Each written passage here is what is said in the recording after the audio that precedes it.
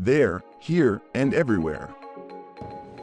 Have you ever experienced being treated in a way you don't deserve to be treated? Well, let's talk about that. Welcome to There, Here, and Everywhere, where we talk about pressing issues present there internationally, here nationally, and everywhere in our daily lives. I am Elise, your host. And I am Ilana, your co-host. And welcome to today's episode titled The Injustice Plague, a call to enhancing peace, justice, and strong institutions through eradicating injustice in all avenues. Speaking of strong institutions, Ilana, I think we are all talking about UN SDG 16, Peace, Justice, and Strong Institutions, which aims to foster peace everywhere around the globe. I mean, given all the killings and genocides going on, it is time for this podcast to give justice to the innocent victims of injustices around the world, especially here in our home country. Indeed, I truly agree with you. To discuss today's target SDG, why don't we introduce our valuable guests? Hello, I am Alexa from the United Nations, here to discuss the international injustices. Hi, I'm Zian, a Filipina peace advocate, ready to give you a glimpse of the dark secrets in our own country. Hello, I am Abraham, an indigenous people advocate, here to talk about the problems in Mindanao. Of course, this podcast can only be useful with insight, so let me introduce to you our guests, Pastor Sibriel and Doctor of Philosophy, Dr. John. Now, to our guests, if you all didn't know, our podcast is actually known to be trendy, and based on the poll last episode, today we will be doing collage, the art of collage, and I'm sure some of you might not be familiar with it, but all you have to do is cut some pieces of paper and stick it on a paper. Anything related to our podcast, really. Honestly, this is my first time doing this sort of art technique. So let us leave it up to our guests for their own interpretations, their own experiences with it. And at the end of the discussion, let's see what they made. Okay, so here are your paper cutouts.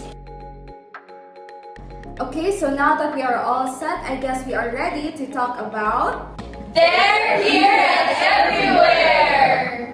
To understand the weight of the issue, I think we should first discuss it in a global context. I agree with this, Ilana. In fact, I'm sure all of you, our guests, already know about this, but one of the most interesting issues today is the war between Israel and Palestine. Do you know about that? I've heard about it, but what exactly happened? Well, here's the thing. I keep seeing it on Twitter. There are posts everywhere about children and women being killed in a war, but I don't really know the context behind this. But good thing we have our speaker here today, Miss Alexa. Well, according to the Global Conflict Tracker, Israel has been wanting to gain control over Palestine for several years already. And to do this, they aim to do ethnic cleansing, wherein they bomb mosques and other religious infrastructures and villages to kill Palestinians. And recently, as a rebellion, a terrorist group or militant called Hamas had enough of the problem, so they fearlessly bombed Israel and kidnapped Israelis, as well out of their grudge. This led to several other stronger attacks by Israel to Palestine, especially to the city of Gaza, causing bloodshed and immense killings. I see, Miss Alexa, no? But from what we perceive here, I think it's the innocent civilians who are actually victims of injustices. I mean, if there are people who are doing all of these bombings and killings, it's the government and it's the militant groups. I mean, there won't be a killing without these decisions to kill and invade countries that aren't there at all. I agree, but what's more shocking is that I recently saw a report by Al Jazeera last October 14 of 2023, wherein the Israelis told Palestinians in Gaza to flee south of Gaza in order to save themselves from being bombed. But what happened later in the day was that Israel bombed the south of Gaza. So those people trying to flee for their lives actually got killed, and this whole thing is a violation to the right to life. I agree. I truly agree. It's really sad, and I think one root cause of this is poor decision making. What I fail to consider is how humane the decisions will be.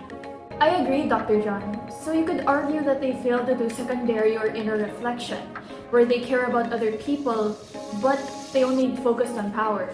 I agree with you, Lana. I think secondary reflection is really important in making world decisions, especially in terms of politics, right? Right.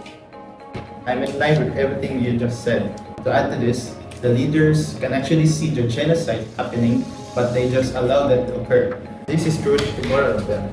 Even though the Israeli government just want to expand their country, they got their practical theory wrong because killing can do more harm than good. It violates several humanitarian laws. I think that global leaders' approach thinks only a consequentialist approach, wherein they only see this bombing as a key to their success, but they don't think the greatness of the act itself. They only care about what's good for them. Thank you so much for your insight, Pastor Sivrano. I think what he's trying to say is that these leaders are only approaching things in a consequentialist approach. So they don't care whether children or women are being killed as long as it makes their country grow more powerful, then they think it's good. Yes, I agree. Because compared to other approaches, right? As the name implies, it focuses primarily on their consequences. And when that comes to that, I believe it's more focused on their own country compared to the outside world when it comes to handling the after effects of it. I agree. As a UN member, I think decision-making plays an important role. Yes, in addition to this, Alexa, talking about ethnic cleansing, the false images of God play a major role. Something that if they kill, they are doing God a favor. It's really shocking how all of this stems from just one issue. How much more if we talk about every global issue? Indeed, Ilana, no, what's more shocking is that as an active user of social media, I currently see a lot of injustices going on in the Philippines as well. So now that we are done with the injustice there part, it is time to discuss injustice here in our home country for us to understand the weight of the situation. And I think we have the best guest to explain it to us. We have Ms. Bernan, Ms. Zian. Actually, the Philippines has a rich history of injustices, from martial law and killings. But according to the Made for Minds website, in an article by WAL 2022, journalists are killed for documenting politics. Thank you, Ms. Zian, for sharing. Well, I do agree that the situation is really unjust because what these journalists are trying to do, they are just trying to state facts, yet they are being labeled as terrorists. Exactly, it's like being heard that, right? Yes, and they are being killed for their actions, especially when covering politics. That's truly unfair because politics is a very important thing to talk about, especially concerning global leaders and other such scenarios, such as the Palestine versus Israel war. In addition to these, they are losing the freedom of speech. I truly agree with you, Ms. Yan. If these people are losing their freedom of speech, it means the Filipino people are at risk of manipulation because we're not allowed to tell what is the truth. You're allowed to only tell what is false or to falsify what these politicians are actually doing. Are there also similar cases like these injustices happening in Mindanao? Well, to explain what's happening in Mindanao, I think Sir Abraham can answer our question since he is an indigenous people advocate. Yes, I will share what I know. One common issue here in Mindanao is land grabbing against indigenous people who are also minority groups, so they don't get shown much on the news. But according to the website Reuters, in an article by Handan 2018, one of the largest oppressions are large corporations who steal the land of the tribes. I see. Do you know where they go after they get displaced? Actually, from the same news report, there is a family living under a tarpaulin in the middle of a banana plantation. I actually saw the same report, Ms. Alexa, and I would like to share something about what I learned in an agricultural seminar. We are really being fooled by these large corporations because actually when we buy seeds from plantations that are really large, we actually have to plant them again and again, leading us to purchase again and again. It is not sustainable at all because some of these seeds cannot be used in a sustainable manner. What's more sustainable is the methods of the indigenous people which are being rejected by these large corporations. So it somehow relates to environmentalism and the environment. And I think this is somehow related to a lesson in philosophy, environmentalism. Yes, environmentalism are taking care of the environment plays a role in protecting these indigenous people. What's also involved is infinite responsibility because we live in the same place as the IPs. And we encounter them, we are responsible for their well-being.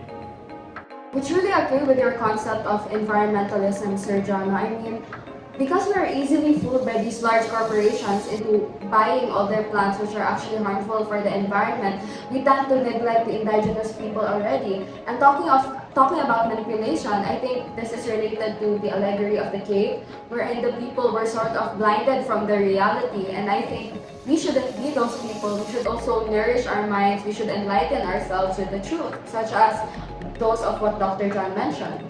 There's an insight. This is also related to the norms of a human person. We have to think of everyone as fundamentally equal but uniquely original, especially with the maths being involved. Moreover, as a privileged one, just because we have businesses, it doesn't mean we should impress others. Authentic word up is doing what is good and not just we want or need. I truly agree with you, Pastor Sivrel. I mean, because we have authentic freedom, it only makes sense to do what is good. And what is good in this situation is to speak up for those indigenous people to avoid them from getting displaced from their homes, right? Right. With this in mind, after we talked about injustices both globally and nationally, I believe it is best in our own discussion that we talk about everyday lives.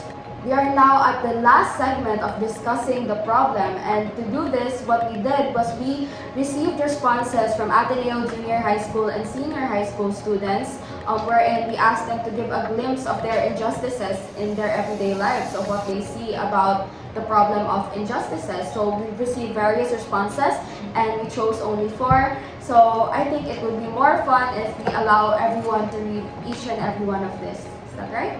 That's right. Okay, so we have prepared 4 responses for our guests to read, and I just want you all to share your thoughts about each of these issues. So read the name, the section of the student, as well as what's written in the paper. We only have 4 responses right now, so please pass one and we will discuss it later. Let's start with the first response. Jolina Olympia Ramos of 11 Owen. My cousin, who studies in a public school, received a grade of 73 despite having perfect scores. Her school principal told her that the only way to increase her grade was to pay 20 pesos for every points. Wow, this is truly contradictory to what education is supposed to do. I mean, I feel so bad for these public school students. Especially since they're children. No matter what, they have the right to not be treated this way. Yes, I agree with you. How about all of you? Do you have any thoughts on these? Just like earlier, this is a violation of authentic freedom. Let's see what the second response has to say. Let's go, Miss Rian. Kathleen Abela from Ado Junior High School, grade 9.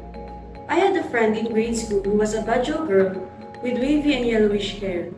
She changed her new profile picture on Facebook once and got bullied in school the next day for being too dark-skinned. Again, this is not good because we are all uniquely original. I do agree. Thank you for that, Pastor Sivrel. No, I mean, I truly agree with this. We shouldn't discriminate people just because of their looks, because we're all uniquely original. It's sad how this festers even amongst children, really young ages, and how nothing's being done about it. I agree with this. I think we are ready for our next response. Sir Abraham, go ahead. Elise Gabriel Oceano of grade 10 Ado Junior High School. Our current home cook of 60 years old, Nanay Abet, used to work at a pool resort as a pool cleaner, working with harmful chemicals like chlorine, but she never got paid by her boss for 6 months she worked there. I can actually confirm this, Sir Abraham, because Elise Gabriel is actually my brother. I mean, we have the same name. And Nanay Abeth is actually almost 70, but she never actually got justice from her old job of being a pool cleaner. She was still never paid by her boss, but we are trying to give her justice by treating her well in our home. That's good. Let's go to the final response. Samuel Nathan Torres of 11 May. I live in a subdivision where there are lots of homeless children sleeping outside the guardhouse. And I once witnessed homeless children being kicked and abused by passerbys. It's really sad how this happens in everyday life. I mean, as Ateneans, it is our goal to be men and women for others. I agree with you. I mean, this scenario itself is already contradictory to our 6 C's, especially conscience and compassion. Because these children are unprivileged, then we should be compassionate towards them. We should uplift them instead of hurting them like that, like said in the response of Mr. Torres, right? Right. I mean, there is a difference in Christian morality and philosophy. However, they interlink in one thing, and that is being a person for other people, seeing the other face. I agree, they do have that thing in common, and what I noticed is that in our discussion so far, we have successfully linked Christian morality and philosophy together, so it only makes sense for us to synthesize. Do you agree? I agree. So let us proceed to the synthesis part of our podcast. I would like to share for this segment. I think the UNSDG, like philosophy and Christian morality, strives for what is good, and after discussing issues, it only makes sense to give light to injustices. I agree. With what we have discussed, our foundation and approach to Christian morality affects our actions. So we should nourish our values to ensure that we do what's good. In addition to this, I think we can both agree that in general, it's focusing on the authentic image of God and the true human norms of a person. I agree with this. I mean, with what we discussed earlier, it is not just important that we nourish our values, but we also have to nourish our understanding of God and our understanding of the human body. I mean, we are body and soul, we are embodied spirits, so we shouldn't take our bodies for granted. In addition to this, just like mentioned earlier about how the Israelis killed Palestinians to give glory to their God, I think we should really nourish ourselves with the proper image of God. We should enrich ourselves with the true knowledge about the proper image of God in order for us to do the correct actions. It is focusing on our identity as people and our perception of the world, right? Because the reasons why people do it aren't necessarily simply because it's for selfish reasons or anything. It could also be from their misinformation or their misinterpretation of the world. I agree with this. And in addition to this, I think the concept of sin and grace also has something to do with this discussion.